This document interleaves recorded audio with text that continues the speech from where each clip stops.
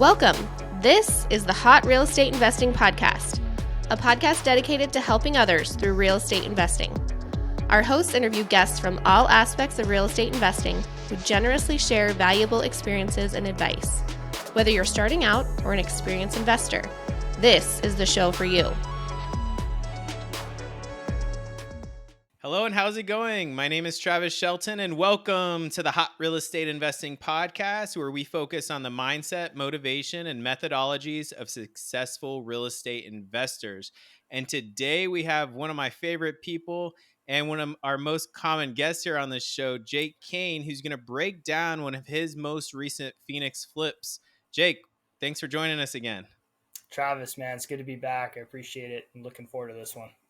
Absolutely. Well, I guess for people that don't know you as well as I do you want to give maybe your 30-second elevator pitch, maybe just a little bit more about yourself and your real estate focus? Sure, yeah. Obviously, the overarching goal is financial freedom through real estate investing, but I'm also really focused on personal development as well. So I think it's one of the reasons why I like real estate so much is just they kind of go hand in hand. My main focus is fix and flips. We're kind of trying to get a little bit more into the traditional flips now, with the new baby. Okay. The live-in flip structure is not something that we want to keep doing. Hopefully this is the last one, but we've said that multiple times before and we just keep coming back for more. So we'll see how that goes. My professional experience, I've spent some time in civil engineering and currently land survey. So I am a W-2 employee. Also been a licensed realtor for 6.5 years. Was previously a sergeant in our National Guard, and investment experience ranges from rentals, single family, multifamily. We have a short-term rental in Tempe, and then like we mentioned before, some live-in flips, a couple fix and flips, and then much like HOTREI, we have a meetup group called Freedom. Very nice. Yeah. And, we go way back, but I think I'm really excited today to kind of break down a deal. And I think anytime we share numbers, right, like these are all relative to the current market, the current situation, and also your expertise. And so in this podcast, Jake's going to break down his most recent Phoenix flip. We're going to share some numbers, some trials and tribulations, and some pictures. So really excited to share. So Jake, why don't you just kind of jump in? I know you got a PowerPoint and some slides you want to share. Yeah, absolutely. Yeah, we'll start off with just kind of the beginning. Wanted to throw up kind of a before and after. This one we had a lot going on at this time last year. So I didn't do the best at getting before and afters, but I at least snapped a photo the first day that I walked the property, just because when it was brought to me, I really didn't know what we were going to do with it. Right. So I really wanted to flip it, but I also didn't know if it was going to be something where I was just going to end up listing it as a realtor or if I was going to, end up wholesaling it out to someone. So yeah, this is off of 7th Street in the 101 in Phoenix, in North Phoenix. Okay. So the picture on the left is that first day I walked it, and then the picture on the right is the listing photo from the day we listed it. Now, was this on market, or how did you come across this deal? So this is actually an off market. It was a referral from a longtime family friend of ours. It's actually my dad's buddy, kind of growing up, and they spent a lot of time working together. And unfortunately, he ended up passing away unexpectedly. Mm. So he had 2 homes. They were actually on the same street, across the street from each other. And so kind of, as I mentioned before, we had a lot going on. We were already working with his sister to get her primary home ready to list as agents. Okay. And so she kind of let us know she owned the one across the street, not this property, but she owned the one across the street 50-50 with him, her brother. And so she ended up getting rid of that one too. She sold that one to another flipper. So we kind of missed out on that opportunity. I don't think she really knew what you guys could do, what we were up to. Yeah. So, yeah. And we ended up buying this one for more than she got for that one. So she was kind of bummed as well. But so that one didn't work out. But this one was actually inherited by his son. And so she was able to get us in touch with the son, who was out of state. So we were able to actually connect with him and meet up with him. He came into town just to kind of go through stuff in the house to see what he wanted to take and kind of just get an idea of what he needed to do with it to get it sold.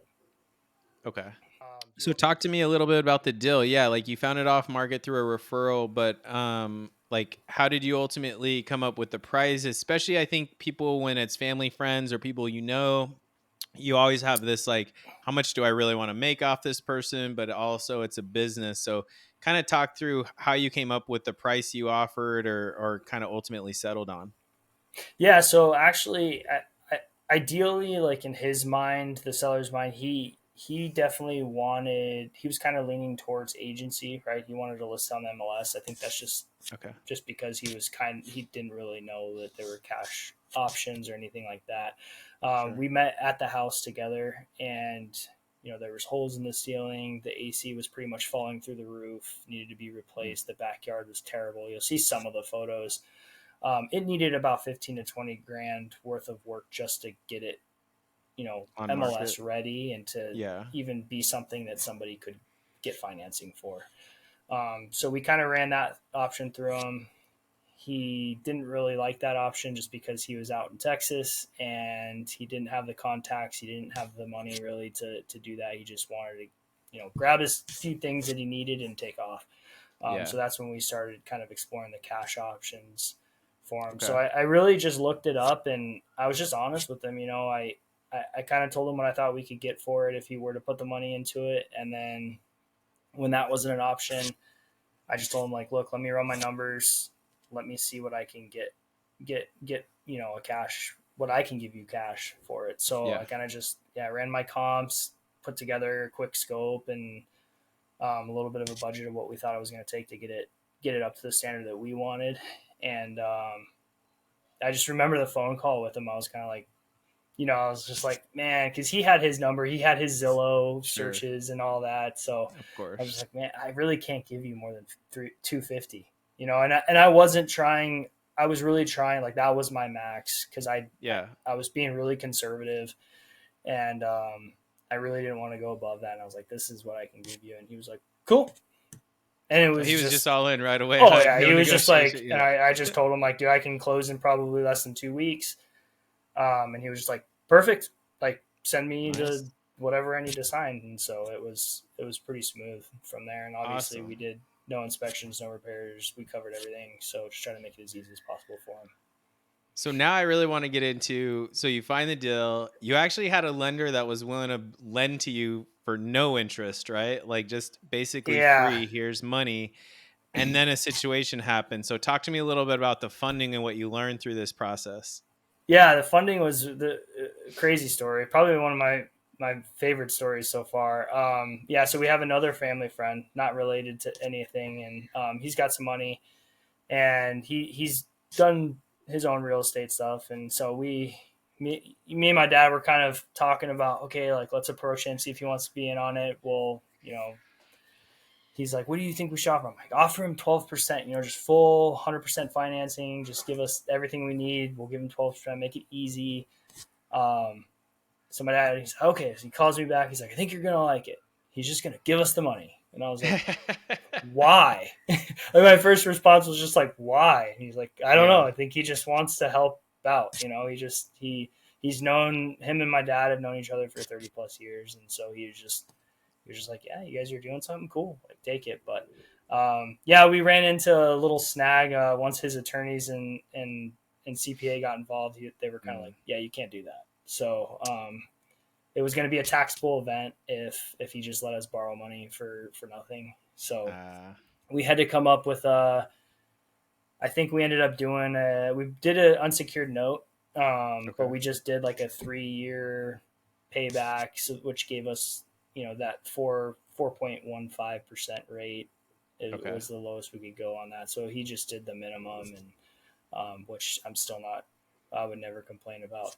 So it worked out in the end. That's still, you guys got a hell of a deal. Yeah. Oh yeah. No, that works out great. So that was really cool. That was really unexpected for sure, but very. And very so cool he got you all the money for the rehab and for the purchase price, right? So it was 100% one person, one family friend, one private loan, basically. Okay. Yep. So he ended up, I think on the next slide, I kind of show I thought I had it shown.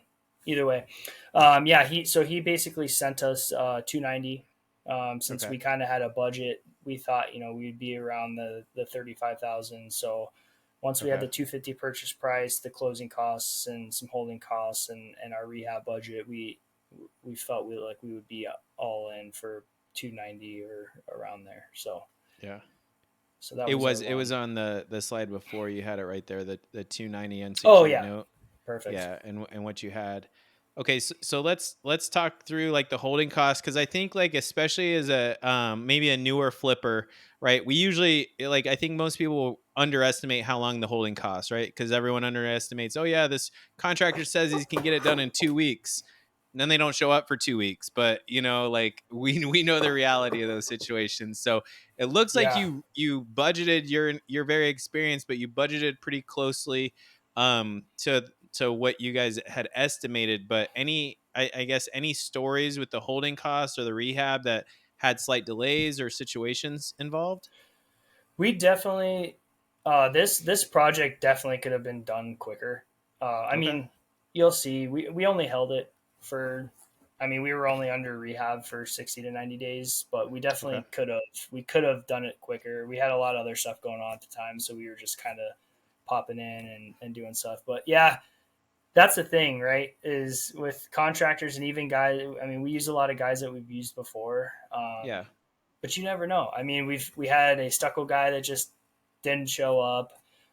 We got a couple ridiculous stucco quotes, like one stucco guy. I think our biggest challenge on this one was stucco, because we've done stucco before, but we didn't really have that relationship with the stucco person. Yeah. So our main go-to guy that we've used before, for some reason, he was trying to talk us into restuccoing the entire house. Like, he wanted us to do like the newer style, like flat, like all the new builds and stuff. And Okay. we were like, man, we don't need to do that. Like, this is a Yeah. $350,000 house. So he kept giving us this quote, like, well, yeah, I'll do the whole house for 15. And we're like, we just need some spots repaired. And so he gave us Yeah. a crazy, like, it was like $8,000 just to get some stuff repaired. So we found somebody else. Hmm. But yeah, other than that, it was pretty easy, pretty typical. Okay.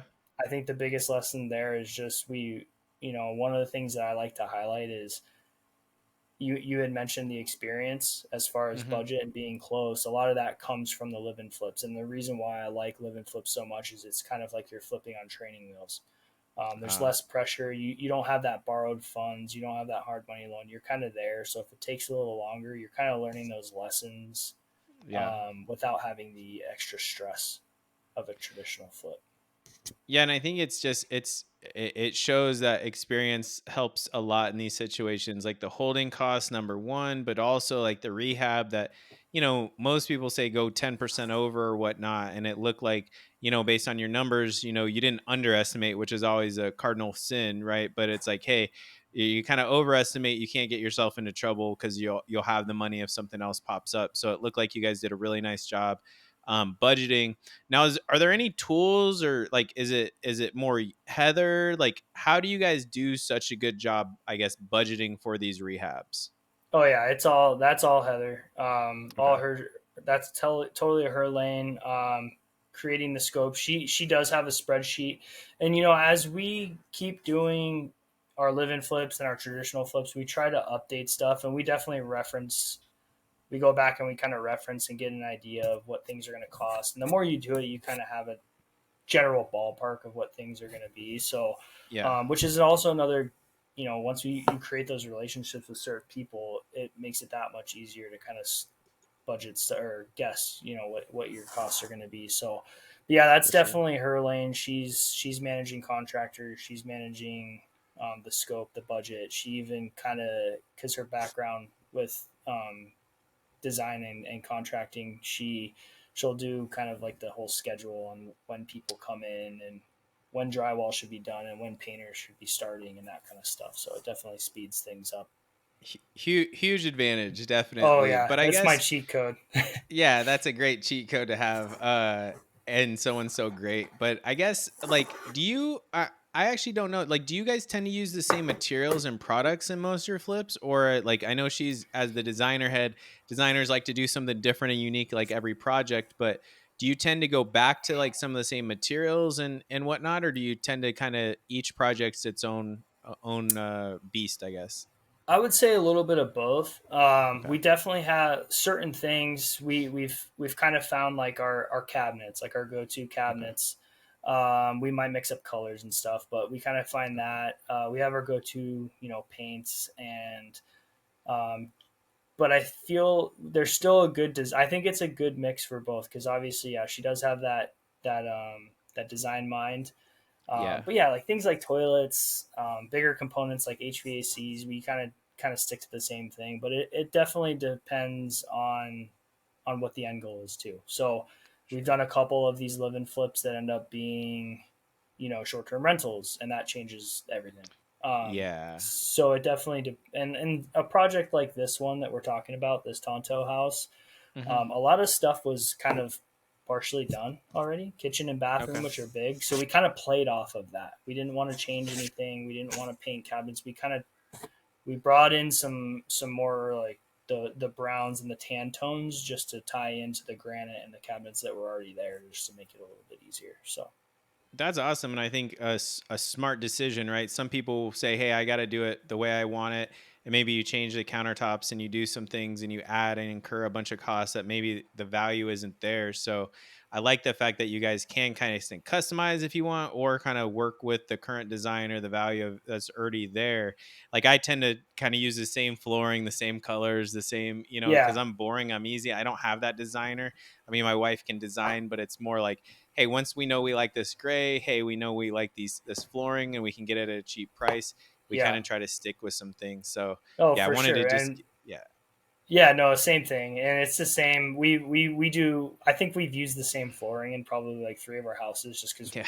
we just love it, and it's cheap, it's durable, and it looks good with like if you want to go gray, if you want to go brown, it ties in. So yeah, if you find stuff like that, it's totally that makes just life so much easier. So Well, in my opinion too, it makes it good for anyone trying to sell it in the future too. I think if you get a little bit too creative, a little bit too unique, then it could help hurt the sellability moving forward for maybe maybe that sell, but also potential sales down the line. All right, so let's look at talk me through some of these before and after photos you're sharing here. yeah, so the obviously the first two, those are the front photos. So the next two, that's a backyard. I didn't have the same angle, but that backyard was a Wow. jungle. Those things were almost up to my head, and I'm 6 feet over 6 feet tall. So It's a lot. there was a shed back there too that we ended up just having the junk guys come in and just haul it all out. I think it was filled with a bunch of insulation and weird tools and stuff. So and then the next two photos are just kind of the main area. This is a smaller house. It was a 2 bedroom, 1 bath, about 1,000 square Oh, feet. So not okay. very big. Um, but yeah, there was like an odd pony wall that I think was added to separate that main room right there between a living room and a dining room. So we Okay. demoed that out. So I didn't quite get a before photo before we just started diving in and destroying stuff. But Yeah. I don't think that was original. That happened. I was looking at a bunch of different photos of comps and everything, and somebody added a pony wall at one time, so we took that back out and just kind of opened it back up. Very Um, nice. yeah, I think I have kind of a breakdown on the Let's next see. slide of just more or less of the. Oh, This I one? thought I had. I think I had a. Did we already skip over the rehab, or did we already cover the rehab slide? Let's see. This slide, right? There we go. Yeah, so we were on this one. Yeah. Yeah. Okay. Never mind. I remember putting in the junk removal, new All the junk HVAC. removal. Yeah, yeah. So we Um, just pretty much did that. Like once demo was done, we had them come in and took all the demo, took all the backyard, just as much stuff as they could. So yeah, no, that Holloway must have been. I'm glad I don't do that for a living because I see some of these backyards and Holloway stuff, and I'm like, I don't know how those guys do it. oh, I know, and All right, so let's break it's down the crazy. numbers, the money, Yeah. the profit, what everybody really wants to know. Like, how much can you Right. make flipping homes? You know? Yeah, no, absolutely. Yeah. So obviously we, at being realtors, we represented ourselves on the listing side. So we didn't have to pay ourselves a commission necessarily, but we did offer a co-broke to the buyer's agent. Okay. Um, like I said before, I was kind of conservative with comps. There isn't a whole lot of comps in that area for the 2 1s, Yeah. and so that was the only reason why I was being a little bit more conservative with it. So I bought it based on a 350 number. We Okay. ended up listing at 365, Okay. and even at that, I kind of pushed it a little bit. I've done that before on some of our flips, just kind of testing it that first weekend, see what it is.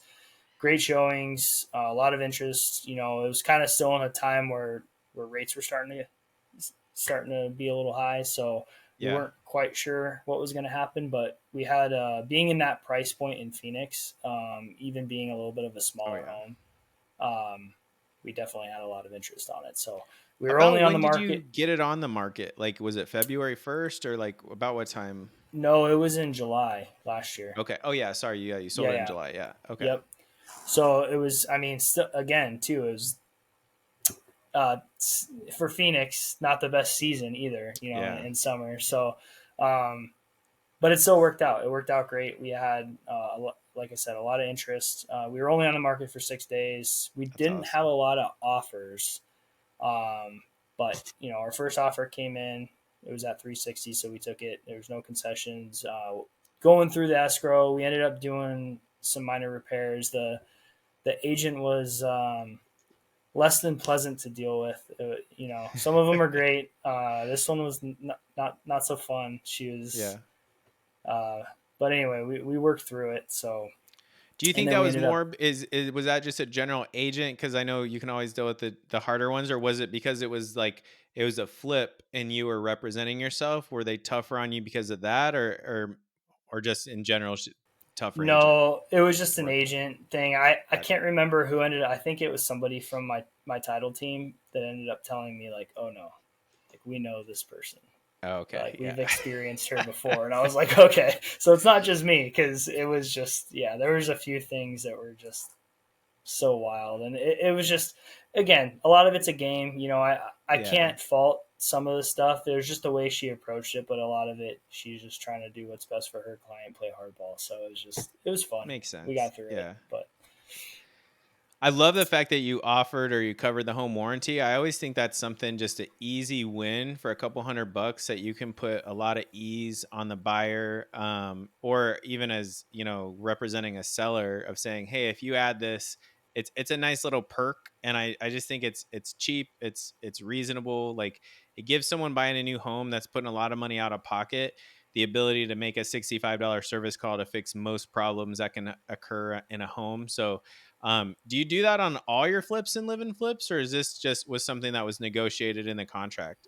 no, I honestly I think it was more or less negotiated, but I Okay. really do like it.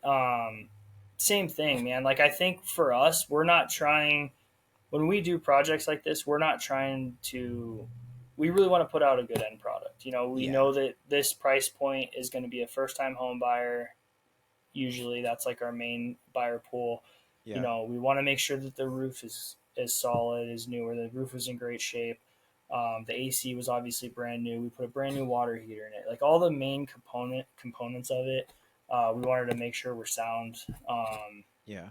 And so then adding that extra layer with the home warranty is just kind of giving someone who is starting out in their own home and everything. It's just kind of that that extra layer of protection for them and have them feel good moving into that, not having anything crazy riding over their head.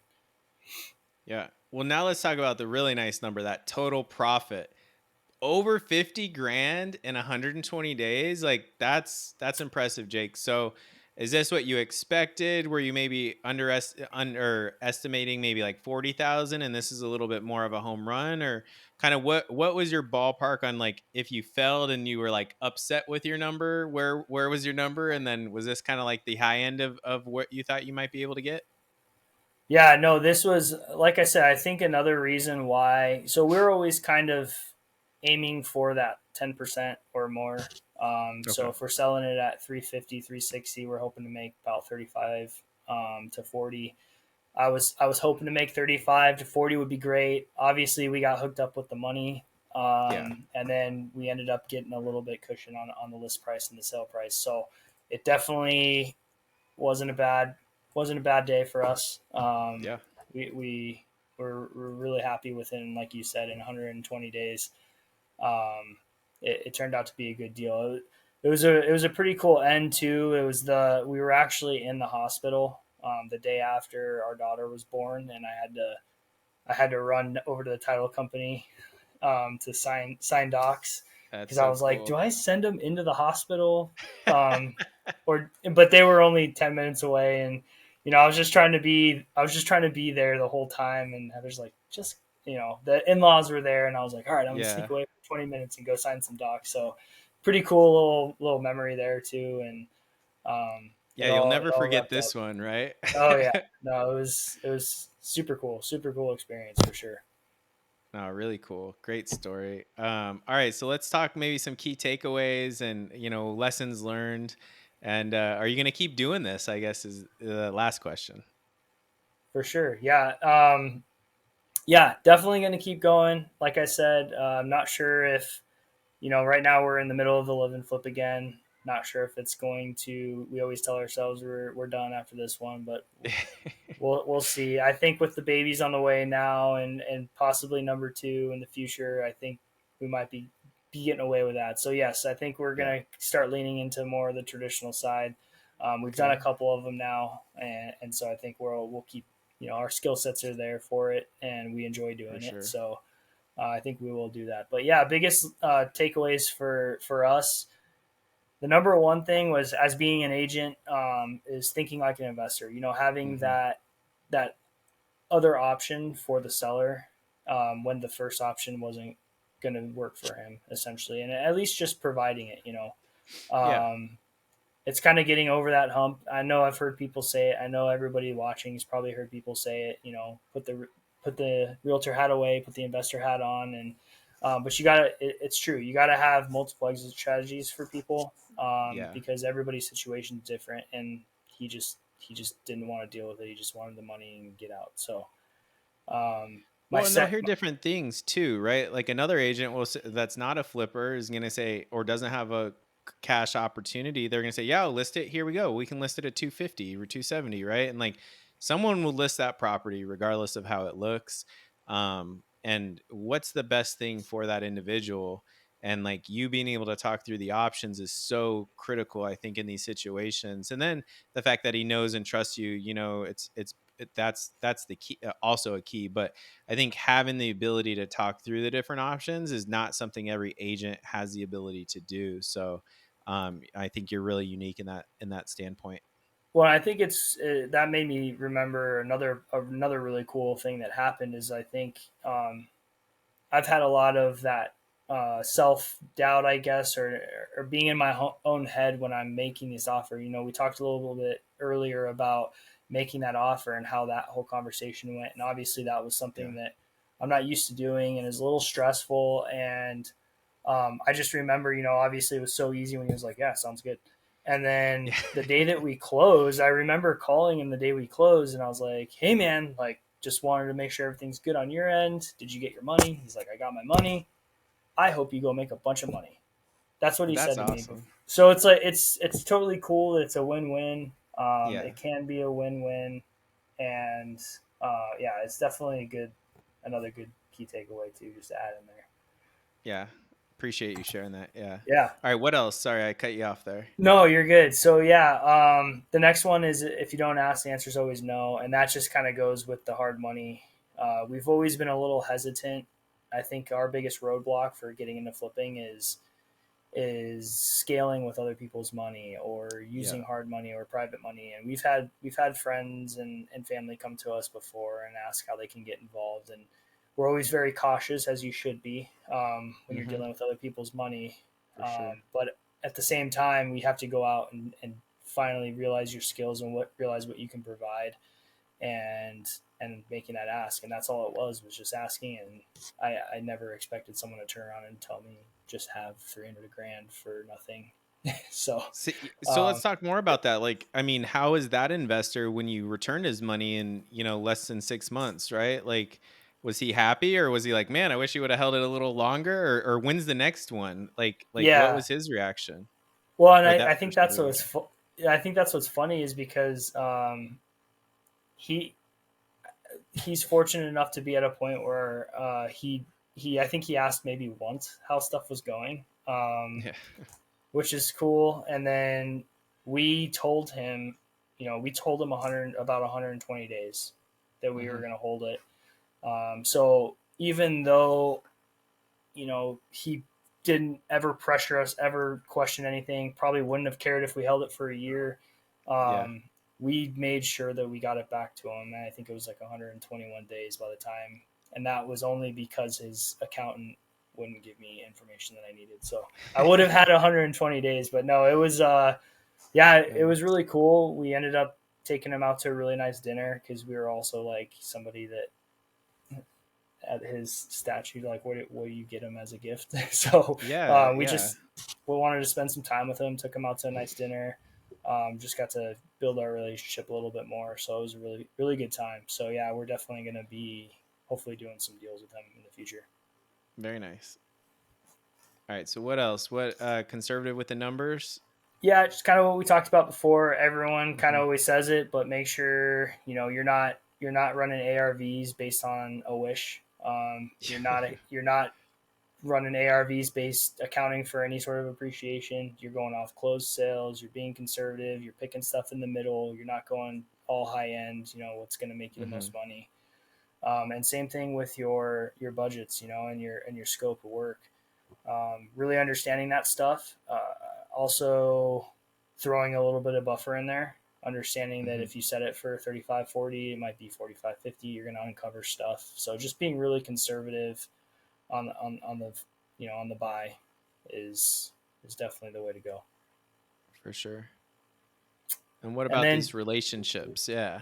yeah, Or so teamwork teamwork. and delegation, that's just another thing. We had my dad was involved, Heather's involved, and we just kind of all had our lane, and we just let Okay. each other run with what we were doing. And there's going to be a little bit of crossover here and there, and Sure. especially family, you're probably not always going to get along, but just understanding what everybody's strengths are, and where everybody fits in, and just kind of leaning on each other. So Yeah. that was something that we did really well on this one, I feel like, and we'll just continue to improve on. And then yeah, that just ties into relationships. Obviously, we talked about it a lot on the show. The relationship was how we found the deal. The relationship was how we funded the deal. The relationships Hmm. are how we got the deal renovated. It all centers around that, and so that's why we're such a big proponent of building relationships, and this whole business is that's how you become successful. So that was the number one thing. It just proves itself over and over and over again. No, it's awesome. So, I mean, I guess these are awesome for some things and advice for listeners thinking about doing their first flip. Um, I guess anything else that someone wanting to know or wanting to flip, what's maybe the number one piece of advice you would give that person today? Number one piece of advice I would say is just get around more people that are doing what you want to do. Mm, Get out there and connect. Find a way to provide value. If that's riding along with someone just to kind of, if they have to go check on their properties, riding along with someone, if that's helping someone pick up an order for cabinets, um, really just working, not necessarily working for free, but finding value. Or if you're really good, if you're a realtor and you know how to crunch numbers like crazy, or if you know how to source deals and you're ready to send offers out on people, just kind of figuring out how you can add value. No more of this. Just let me take you out to coffee and learn everything you know. That's yeah. that's great, but we're also all super busy, and we would love. I mean, that's where we nerd out. So it's really hard for us to say no. Yeah. Not gonna lie, but we just can't realistically do that. So if you can find a way to plug yourself in and provide value and be there on the day in and day out. I think that's the best way to get started. Oh, that's great. And I guess what's next? Like you talked, so you're doing a current live and flip right now. When you flip that, are you guys going to be buying another primary home, or are you going to live there for a little bit? Let's start there. Yeah, no, I guess it just depends. This one, our current live and flip, we're hoping is another short-term rental for us. That's Okay. kind of what we're setting it up for. Our exit strategy will be just to sell it. Okay. I'm not quite sure what's going to be next, honestly. Okay. We've talked a little bit about renting, as kind of crazy as that. I never really thought that would enter my mind again. But that's kind of like our interim before finding like our forever home. I just don't know if we're quite ready for that yet. Yeah. And then that's maybe our safeguard from getting into another project is just rent somewhere. So you don't have to live and flip. Actually, you can just flip. Yeah. So we're not, because I just know us and I know we're going to be like, well, we'll do another one. That's how it always goes. So that might be our safeguard, and just, sell this one and take the money. Doing a live and flip with one is easier than when you have two, and it's easier than when you have three. I know from experience. So, maybe you can get Heather to do one more before number two comes along. But Jake, I really appreciate you sharing so much. There's so much value, man. Like, I just think the listeners and viewers are going to learn so much from this experience. I really appreciate, sharing your numbers, because I think a lot of people talk a big game, they talk this and that, but like actually breaking it down, showing the number of days, showing the actual amounts that you estimated, and that you hit your budget, or were even a little bit better than your budget in your underwriting, those are so valuable for so many.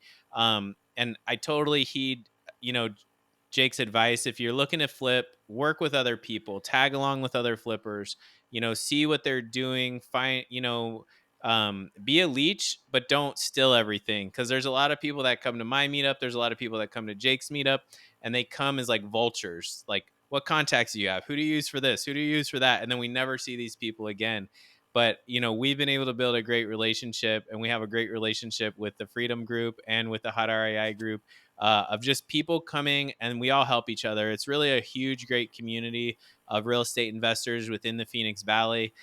So I highly recommend, if you have the opportunity, go to the Freedom Meetup. Jake and Jason do an amazing job and really deliver a lot of great content, a lot of value for everyone at their meetup. And I'll be sure to include all the contact information, Jake. But any last words before I send the audience off? Yeah, I think the only other thing that, as you were kind of saying that, is just, creating the community, being involved in the community, and not always looking for the short, the overnight success. And if there's a lot of great courses out there, there's a lot of bad courses out there. You don't necessarily need a course of any kind. If that's what you want to do, great. However, the success is in the work. So as long as you're putting in the consistency, it's going to take time. This isn't something that you're going to do in 1, 2, 3 years. This is something that you're going to consistently build over time. And everybody's on a different path too. Some people are going to figure it out quicker than others, and that's okay. So yeah, just stop trying to find the short course and take the long road and enjoy the journey. But other than that, man, I really appreciate you having me on again. I appreciate our friendship. Thank you so much. Thank you for everything that everything we've experienced together and grown together. So really, really looking forward to continuing that and seeing how HOTREI continues to grow with the podcast and the meetup and everything, and staying in touch for sure. Yeah, man, I appreciate it. And I thank you to all the listeners that listen in each and every week to the Hot Real Estate Investing Podcast. Be sure to check out HOTREI.com for additional resources and content. And please take a moment to subscribe and leave a comment and a review so we can continue to bring more value to our audience of real estate investors, and commit to taking action today to move your investing forward. Take care, and God bless. Thank you for listening to the Hot Real Estate Investing Podcast. Check out our website, hotrei.com, for additional content and resources. And please take a moment to subscribe and leave a review so we can continue to bring even more value to others through real estate investing.